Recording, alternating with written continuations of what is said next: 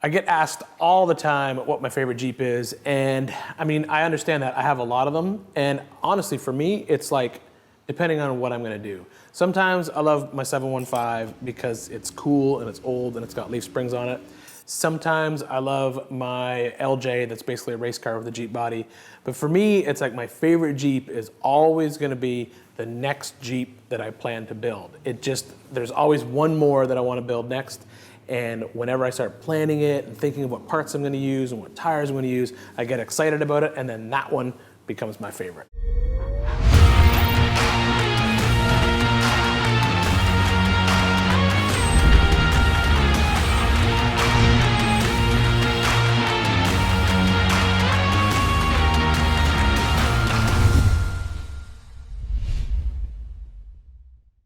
The original guy that I got this truck off of, he had it on a Suburban chassis, and his plan was basically, as I told you before, lower the body down over the Suburban chassis and weld it in place. And I knew that's not what I wanted, mainly because I want the front to be a lot stubbier, and the Suburban's leaf springs, that wasn't gonna work. So I decided to put it on a Jeep JK chassis. This is a 4-door Jeep JK chassis that I just got from a junkyard. I've had it as a roller for a while now. It's got some suspension underneath it, some tires and wheels that I don't plan to use in this project, but it just helps me get it around the shop. The JK chassis is great because it's incredibly strong. There's lots of them out there, and there's a ton of aftermarket support for this chassis when you're talking about parts that you want to put on. And since I want to drive this thing a lot, it's really good base, I think, for this project. We're going to start today by dealing with a bunch of modifications I need to do to this frame to make it fit that Willys body. It's pretty close, but there's just a couple things I want to deal with. And the first is going to be this rear bumper. This is a Savvy off-road bumper.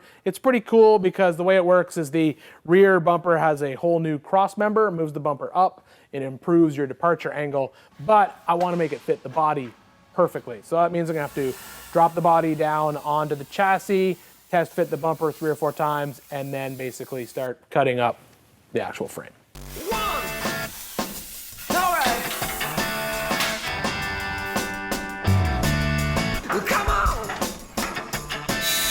In order to get this bumper to fit perfectly, it's gonna need some cutting and some trimming. The width is okay, but the height needs to be adjusted for the wagon's body, which means a lot of chopping on the back of the frame, along with some slight trimming on either end of the bumper itself.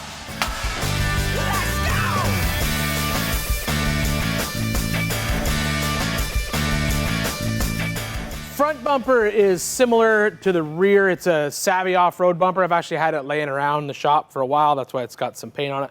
That's okay, because I'm gonna have these powder coated to match the wheels that are at the powder coater right now. Basically, I don't wanna have the winch out here. I really want sort of a really clean look on this. So what I'm gonna do is I'm gonna take this bumper and I am going to French it back into place on the front of this rig. All that means is a whole lot of cutting and a whole lot of grinding.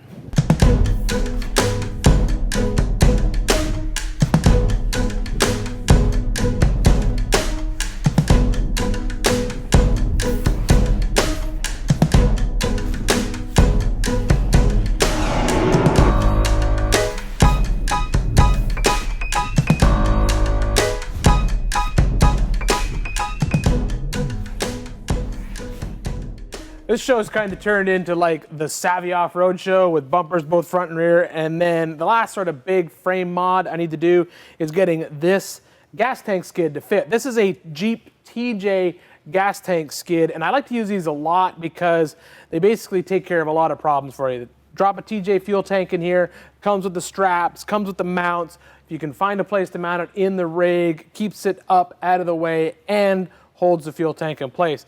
My plan is to stick it right back here in the back of this JK frame. There are some body mounts in the way, but that's okay. I'll just chop them off.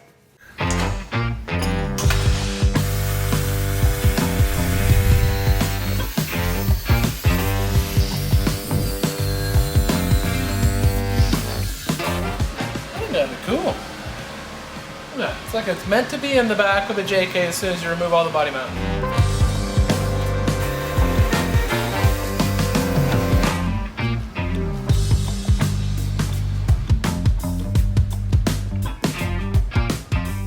All I got to do now is simply relocate these body mounts from the inside of the frame to the outside of the frame. They'll sit right about here.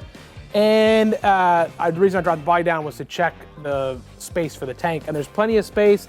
I'll even be able to run the fuel filler up over top of the frame rail, and we'll basically pull it up, and we can put like maybe a little fuel filter, maybe somewhere here, or maybe a little bit higher up in here. But the TJ gas tank skid, it's gonna fit perfect. And by perfectly, I kind of mean you got to chop up a little more of the frame to make it fit the Willys custom floor. But in the end, it's going to be worth the work needed to get a TJ gas tank in the back of this rig.